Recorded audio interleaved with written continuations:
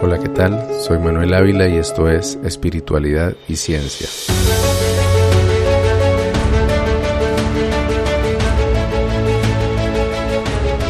Les contaba en el episodio anterior que una de las cosas que me atrajo al chamanismo y al esoterismo fue la posibilidad de obtener protecciones mágicas frente a los peligros de la vida. Pues otra motivación que tuve fue la fascinación por lo desconocido. Desde niño me gustaron siempre las historias de ciencia ficción, particularmente las que tenían que ver con dimensiones ocultas o con poderes sobrenaturales. Tal vez intuía que esas historias tenían que provenir de algo real, que seguramente debía haber fenómenos más allá de lo que la ciencia podía comprender. Y cuando tuve mi primera experiencia con el yagé, supe que tenía razón.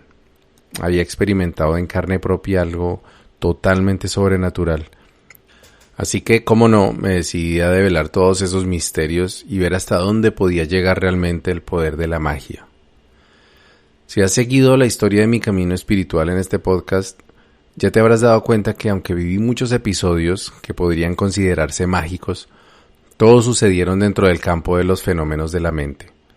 También podría ser que las cosas que experimenté y que viven la mayoría de quienes usamos psicoactivos son manifestación de otras dimensiones, contactos con seres espirituales o incluso con inteligencias extraterrestres.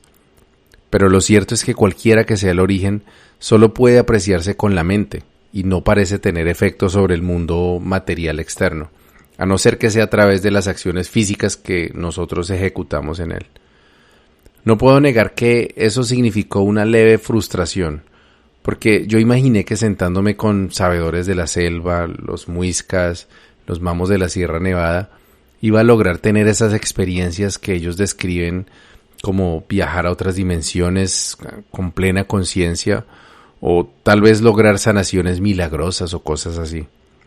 Pero por otra parte, como he contado hasta ahora, además de todo lo que me falta por narrar, sí que tuve muchas experiencias místicas.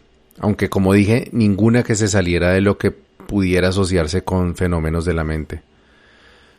Lo que pasó entonces fue que dejé de buscar experiencias sobrenaturales y me empecé a interesar más por los fenómenos de la naturaleza que la mayoría de la gente no conoce y que pueden ser tanto o incluso mucho más interesantes y sorprendentes que los supuestos poderes paranormales que el esoterismo, pero sobre todo el ocultismo, prometen.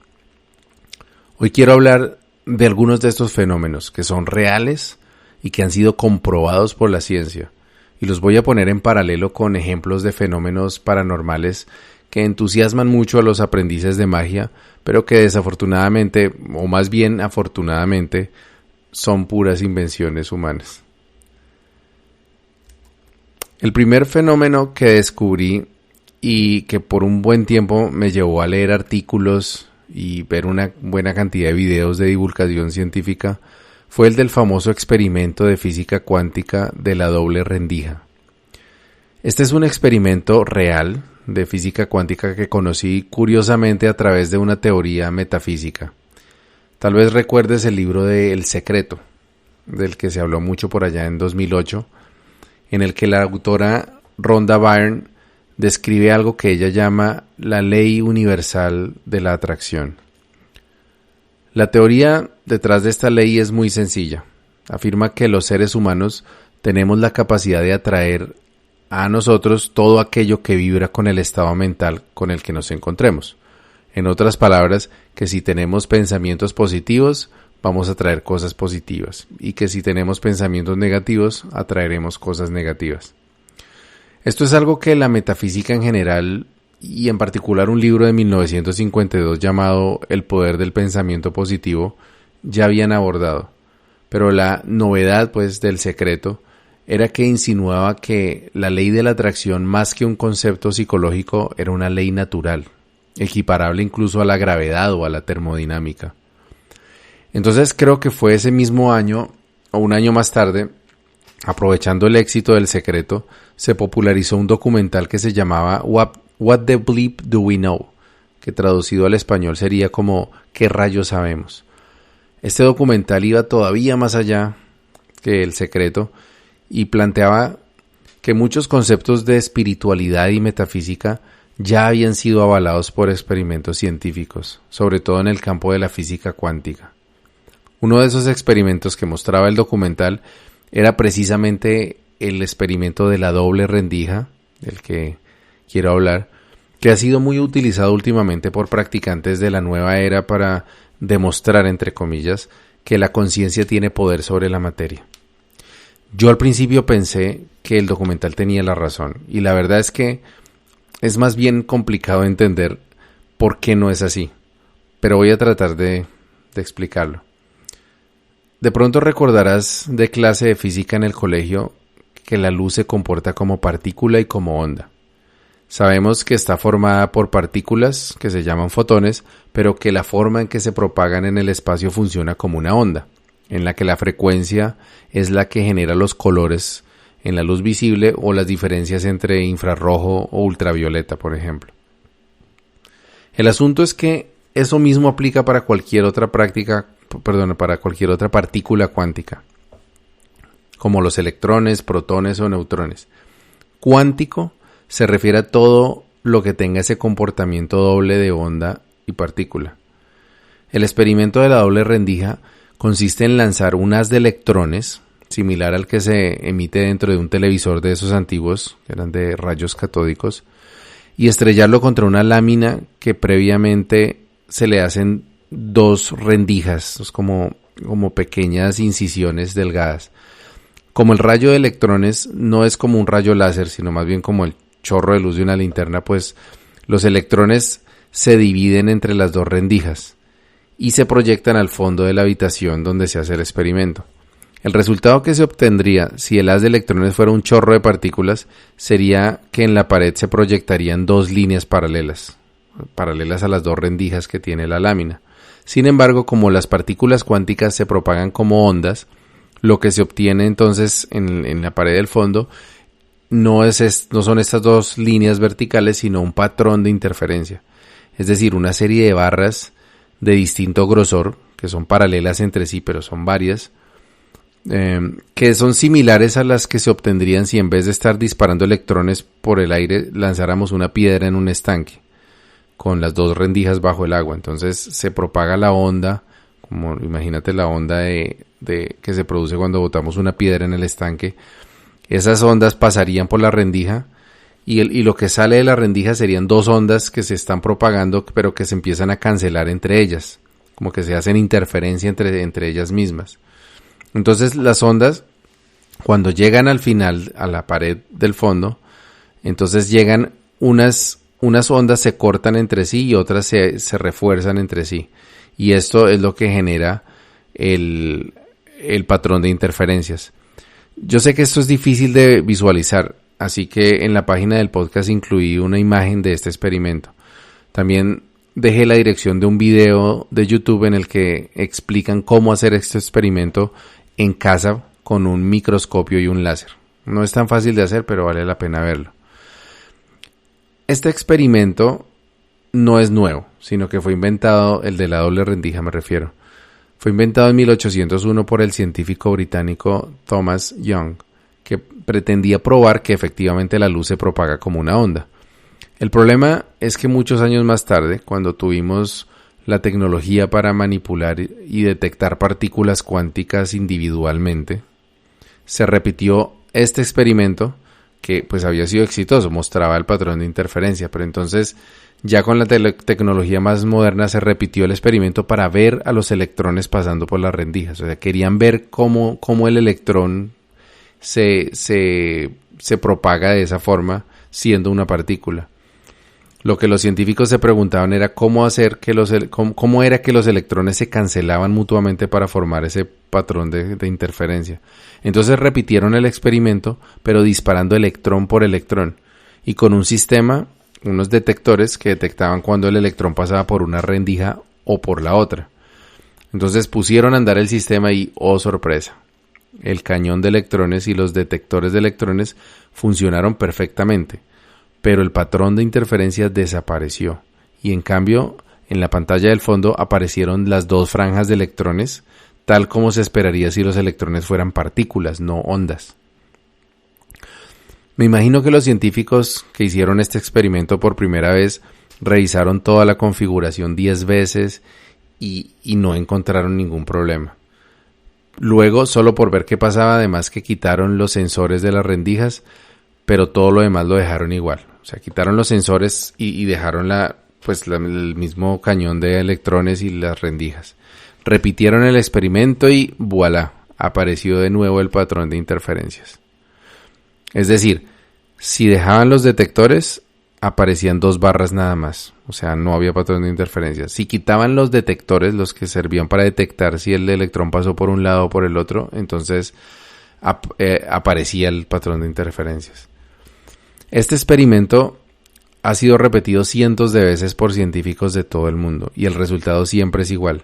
Si se pone algún tipo de detector o sensor, incluso cámaras han instalado con microscopios electrónicos para ver realmente, visualmente, el electrón, pero cuando lo hacen, el patrón de interferencia desaparece. Entonces, cada electrón decide si va por una o por la otra, pero nunca se aniquilan ni se cancelan, excepto si se quitan los sensores y se disparan los mismos electrones, incluso disparándolos uno por uno. Eso es como si los electrones supieran que los están mirando o no. Si los están mirando, se comportan como partículas, si no, se comportan como ondas. Esta fue la razón por la cual los metafísicos y espirituales de la nueva era en todo el mundo salieron a celebrar que se había comprobado que la conciencia determina el comportamiento de la materia. Eso es lo que el documental de ¿Qué rayos sabemos? Utilizaba para demostrar que si pensamos cosas positivas podemos cambiar la realidad para que se cumplan. Desafortunadamente, o como siempre digo, afortunadamente, porque si no, quién sabe cómo habríamos usado ya semejante poder de ser así. La verdad es que es bien difícil entender por qué el experimento de la doble rendija no prueba que la conciencia de los observadores modifique en algo la forma en que los fotones o los electrones se comportan. Es difícil, pero bueno, yo logré entenderlo después de leer bastante y tratar de entender eso, así que voy a tratar de explicarlo. Por una parte, lo cierto es que si se dejan los sensores funcionando y los científicos se salen de la sala, cuando vuelven encuentran las 2 barras paralelas. Es decir, son los sensores los que cambian el resultado, no en sí si hay una persona o no observando el experimento. Los pseudocientíficos dicen entonces que el electrón sabe que van a venir a mirar después el resultado, entonces que decide si se comporta de una forma o la otra. Pero entonces ahí ya nos vamos dando cuenta que lo importante para las personas que afirman esto no es entender la realidad, sino acomodarla a sus creencias. Existen varias teorías de lo que sucede cuando se ponen los sensores o cuando se quitan. Y de nuevo, esto es muy complicado de entender para los que no estudiamos física. En cualquier caso, al fenómeno que sucede cuando hay sensores presentes se le conoce como colapso de la función de onda.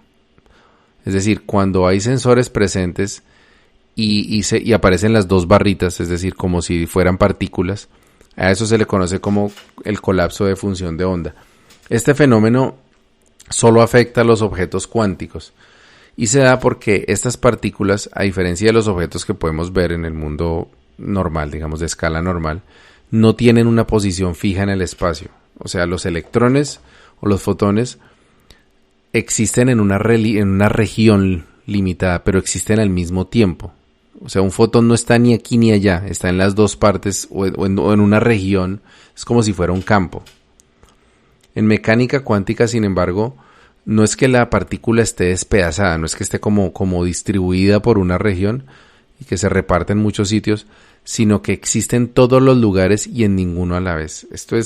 Yo sé que es muy complicado de entender, pero eso es lo fascinante de la física cuántica justamente. Lo que varía cuando se tiene este comportamiento de onda, que la partícula está como esparcida, realmente lo que se tiene es una nube de probabilidad. Eso es lo que se le llama. Entonces, es como que en esos lugares del espacio existe una probabilidad diferente, mayor o menor, de que la partícula esté ahí, pero está simultáneamente en todos esos sitios de acuerdo con este nivel de probabilidad. Matemáticamente se puede demostrar que esa probabilidad se cancela en algunos puntos, igual que pasa con las ondas cuando se superponen, las ondas sonoras, por ejemplo. Según la interpretación de Copenhague de la mecánica cuántica, lo que pasa cuando se añaden sensores al experimento de la doble rendija es que la función de onda probabilística del electrón colapsa en un punto del espacio, es decir, deja de ser probabilidad y se convierte como en realidad, y entonces ahí es donde se dice que colapsa en un punto específico del espacio, y esto lo hace forzado, o lo que fuerza que este colapso es la interacción del electrón con un sistema complejo que sería el que forman el experimento con el sensor. Algo así como que los objetos cuánticos no se manifiestan en la realidad del espacio-tiempo hasta que tienen que hacerlo obligatoriamente para poderle dar sentido a la realidad que los rodea. Sería más o menos la interpretación. Y aquí ya nos damos cuenta de que el resultado del experimento de todas formas tiene algo metafísico, aunque no necesariamente relacionado con la conciencia humana. Ahora, según los metafísicos, es que ellos dicen que podemos controlar el colapso de función de onda en todo el mundo físico. Es decir, que esta propiedad del colapso es algo que nosotros con la conciencia podemos lograr en cualquier cosa física, ya que nosotros funcionamos como sensores en el experimento y que todo está compuesto de partículas cuánticas. El problema de esa afirmación es que, si bien es cierto que todo está construido con partículas cuánticas, cuando trillones de partículas cuánticas se unen, la probabilidad de sus funciones de onda se combina. Y son tantas partículas con esas probabilidades mezcladas que las probabilidades empiezan a tender a sus valores absolutos a pura fuerza bruta. Es decir, es como cuando lanzas un dado. Mientras el dado va en el aire, aún no tiene un valor absoluto. Puede ser 1, 2, 3, 4, 5, 6. Y hay un sexto de probabilidad de que caiga en 1, un sexto de probabilidad de que caiga en 2, y así sucesivamente. O sea, mientras está en el aire es como cuando la función de onda no ha colapsado. O sea, todavía puede ser cualquier cosa. Pero cuando cae, entonces la interacción del dado con la mesa, entonces colapsa, en este caso la función del dado, digámoslo así, y se convierte en el número que es o que debía ser. Sin embargo, si lanzas 1 trillón de dados al tiempo, son tantos dados que si contaras cuántos cayeron en cada una de las 6 caras, con seguridad vas a encontrar que el 16,67% cayeron en 1, el 16,67% en 2, el 16,67% en 3, y así con todas las caras hasta el 6, que eso sumaría 100. Esto está demostrado por la matemática probabilística, pero también se han hecho experimentos que lo han probado. Incluso tú puedes hacer un experimento. Lanza un dado 10 veces y anota cuántas veces cayó en 1, cuántas veces cayó en 2, cuántas en 3 y así hasta 6. Vas a ver que de pronto caiga 3 veces en 3, 4 veces cayó en 2, una vez en 1, una vez en 5 y una vez en 6, por ejemplo. En todo caso vas a ver que es posible que no caiga en ningún valor de los 6 o que caiga muchas veces en otro valor. Sin embargo, si repites este experimento con 100 lanzamientos y anotas cuántas veces cayó en cada número, vas a ver cómo esta vez se va acercando más al ideal de igual número de veces. Es decir, a la equidad, digamos, de cada cara. Aún en este caso, si lanzas 100 veces, todavía es probable que encuentres que un número se repitió más, digamos incluso sustancialmente más que el resto. Pero como te puedes imaginar, si ya haces 1 trillón de veces el experimento, vas a lograr una equidad perfecta. O sea, va a caer, digamos, exactamente el mismo porcentaje de veces en uno en el otro. A pesar de que cuando cuentes haya diferencias de miles de veces más en uno, miles de veces más en el otro, pero al ser tan pequeña esa diferencia comparado con 1 trillón de lanzamientos, pues igual no va a modificar el porcentaje para nada. Pues por esta misma razón, las probabilidades cuánticas de cada electrón de cada átomo de nuestro cuerpo y del resto de la materia física se combinan de tal suerte que nunca vamos a experimentar un colapso de función de onda por más sensores que nos pongan. O O sea, se están cancelando las probabilidades de todos nuestros electrones, de todos nuestros átomos. Por esta misma razón, los objetos a nuestra escala tampoco experimentan otros fenómenos extraños que sí experimentan las partículas subatómicas, como por ejemplo el efecto de túnel, en el que se ha observado que partículas desaparecen a un lado de una barrera física y aparecen inmediatamente al otro lado sin haber pasado por la mitad. Esto es un fenómeno comprobado en la mecánica cuántica que sin embargo no sucede a la escala de los objetos del mundo físico. Otro fenómeno también es el del entrelazamiento cuántico. Y este es el fenómeno en el cual el estado cuántico de una partícula se enlaza con el de otra partícula del mismo sistema, y así las partículas se separen a años luz de distancia, siempre van a colapsar simultáneamente. Es decir, es como si las dos partículas viajan en el espacio por miles de años luz y de pronto una de las dos colapsa, entonces la otra, como si supiera que la primera colapsó a miles de años luz de distancia, colapsa también. Esto también se ha comprobado, pero es evidente que esas cosas no pasan en el mundo físico a escalas grandes, a escalas de objetos normales para nosotros.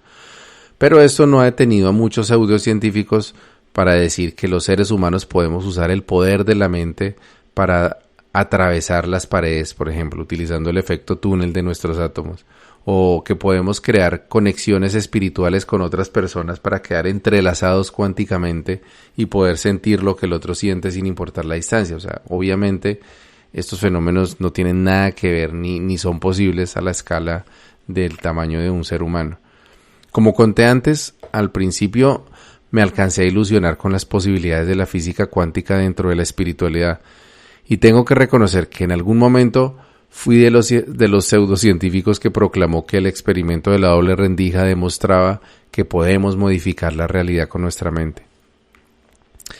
De todas formas, cuando estudié lo suficiente y seguí ahondando en el tema, llegó un momento en el que, a pesar de mi desilusión, tuve que aceptar que no había ninguna relación entre el positivismo, la visualización mental y la mecánica cuántica. También se me hace que los divulgadores científicos han fallado en explicar de una manera sencilla las consecuencias de este experimento de la doble rendija, de tal forma que no se puedan aprovechar de lo extraño que es el mundo cuántico para confundir y en muchos casos estafar a las personas que quieren creer en el equilibrio entre la espiritualidad y la ciencia, pero que no tienen tiempo o la motivación para investigar por su cuenta un tema tan complicado. Ahora vemos por todos lados curanderos que supuestamente utilizan medicina cuántica, terapias cuánticas o sanación cuántica, o los videntes que llevan décadas diciéndonos que estamos a punto de dar un salto cuántico, o médiums que dicen que utilizan la mecánica cuántica para comunicarse con los muertos. Todo eso es lo que algunos llaman el cuentico cuántico. Decía que sentí una leve frustración cuando me di cuenta que, a pesar de mis ganas de que fuera cierto el experimento de la doble rendija, que fuera cierto que probara que la conciencia maneja la materia, pues tuve que aceptar que no es para nada una prueba de tal situación. Sin embargo, esto no quiere decir que la conciencia sea algo trivial o que no tenga relevancia desde el punto de vista de la física. Actualmente hay muchos científicos probando teorías sobre la naturaleza de la conciencia. Y de hecho, esta es una parte importante de la ciencia detrás de la inteligencia artificial, por ejemplo. Michio Kaku, el famoso divulgador científico japonés-americano, dice que la conciencia no es un fenómeno exclusivamente humano, sino que existen muchos niveles y que entre esos niveles un sensor de movimiento, por ejemplo, cumpliría con las características necesarias para reconocerle un nivel mínimo de conciencia. Un procesador de texto como Word podría tener un nivel de conciencia mucho mayor que el sensor, y el asistente de Google o Siri o Alexa pues tendrían un nivel todavía más alto, aunque todavía muy lejos del nivel de conciencia humana o incluso animal.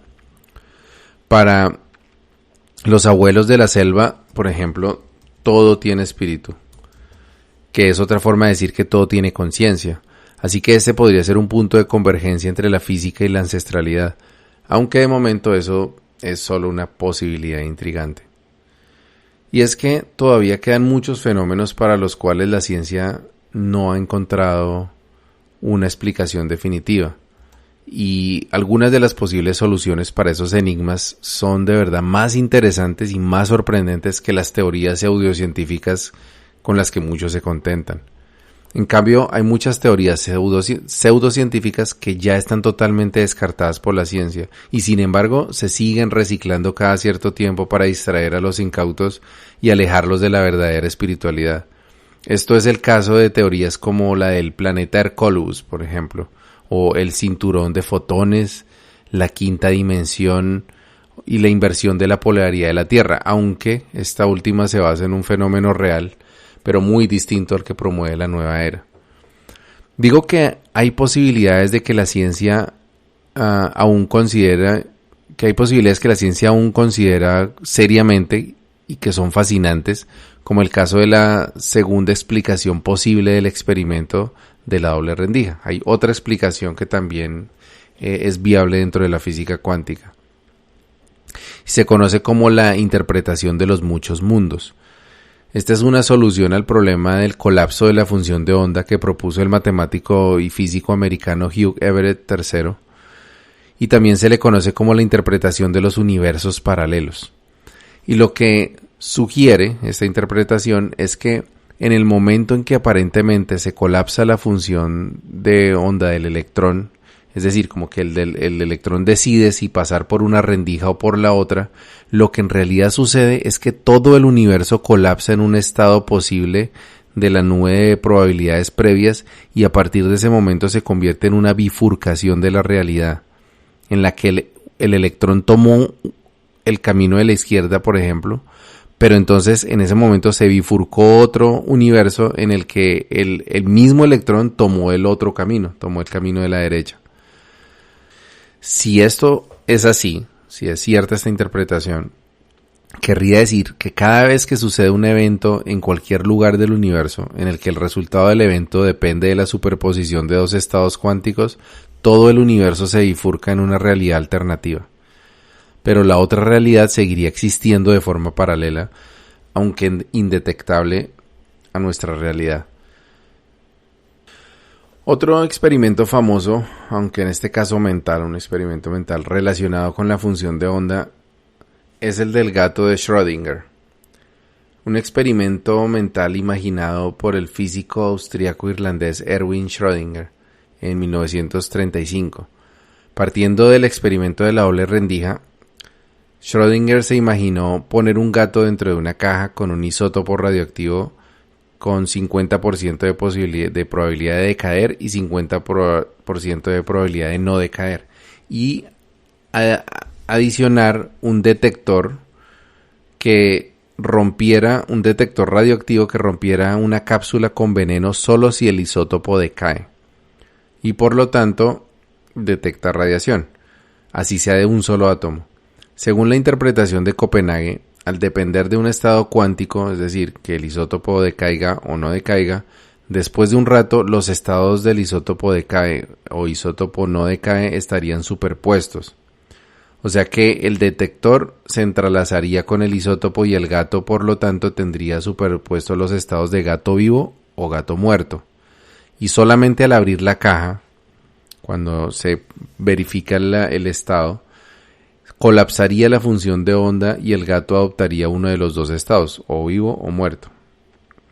Este experimento obviamente nunca se ha llevado a cabo en la realidad, primero porque sería muy cruel, aunque siendo francos la ciencia poco ha escatimado en sufrimiento animal, y segundo porque el experimento no tiene sentido. El gato y el medidor pertenecen al dominio de la mecánica tradicional, ya lo decíamos, de objetos de gran tamaño.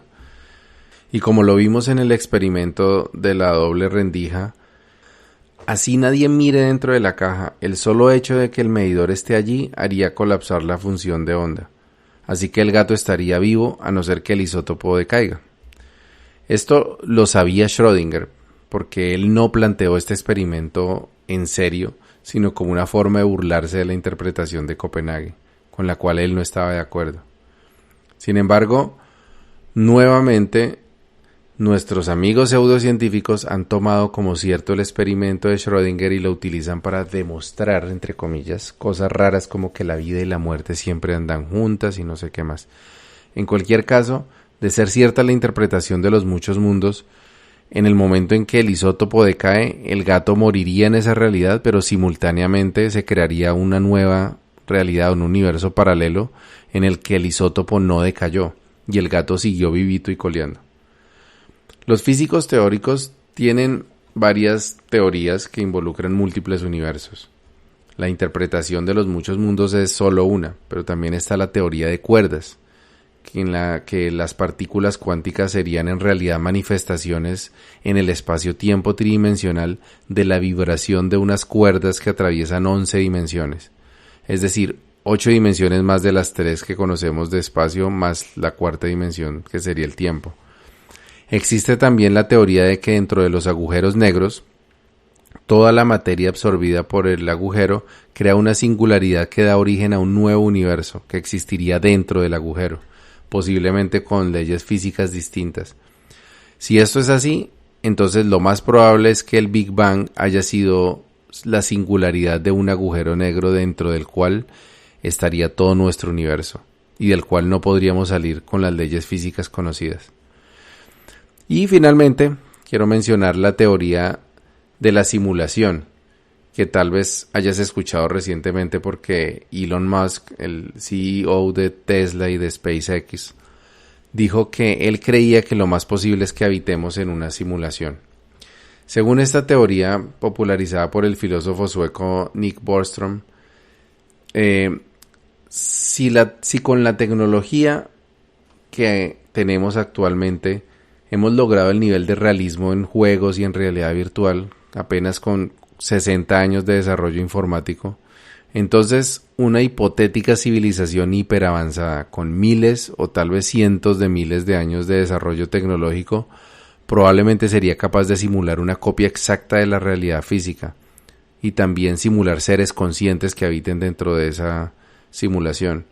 Si esto es así, teniendo en cuenta que en un universo con miles de millones de estrellas y potencialmente miles de civilizaciones que lleguen a ese nivel de avance tecnológico, habría muchas más simulaciones de la realidad que realidad física, de la cual sería solo una.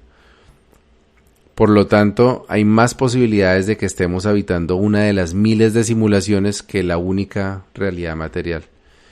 Esa sería la conclusión del silogismo. Esta teoría de la simulación además le abre la puerta no solo a la posibilidad de que existan múltiples universos, que en este caso serían simulados, sino también a la posibilidad, o casi certeza en este caso, de que cada universo tendría un ser o un grupo de seres con el poder de apagar la simulación y potencialmente alterarla y afectar la vida de los seres conscientes que la habitan. En otras palabras, la teoría de la simulación le abre la puerta a la existencia de Dios, o más bien de dioses, ya que casi con seguridad habría muchos más de ellos que universos posibles. Bueno, voy a dejar hasta aquí este viaje por la física teórica. Si sentiste confusión con algunos de los conceptos que compartí hoy, espero que hayas por lo menos entendido en un nivel general de qué se tratan las teorías de las que hablamos. Mi objetivo con todas estas historias ha sido demostrarte dos cosas. La primera, que la ciencia puede ser más interesante que la pseudociencia. Si comparas las teorías de las que hablé aquí con las teorías de la nueva era que tal vez has escuchado, creo que coincidirás conmigo que esas teorías no son tan complejas ni tan desconcertantes, sino que más bien tienden a ser demasiado simples, demasiado genéricas. Y esto me lleva al segundo objetivo que espero haber cumplido, y es que te des cuenta que la ciencia es compleja. Yo soy ingeniero y llevo estudiando informalmente estos temas desde hace por lo menos 7 años y te aseguro que estoy muy, muy lejos del nivel de comprensión que cualquier estudiante de física o astrofísica recién graduado tiene. Todos estos conceptos que he mencionado son considerados posibles por la física, no porque los hayan inventado físicos famosos o con un diploma, sino porque cada una de estas teorías está soportada por una matemática avanzada y compleja, que respeta todas las leyes de la física que se conocen, hasta hace asunciones razonables dentro del rango de lo posible y que han sido verificadas por otros científicos que no hacen ni el menor esfuerzo en creer a ciegas, sino que todo lo contrario, hacen todo lo posible por tratar de destruir la teoría, y solamente cuando se rinden y aceptan que la teoría es sólida, que su matemática es incontrovertible y que las asunciones que se tomaron no han sido desacreditadas, entonces, solo entonces se considera que es una teoría científica viable.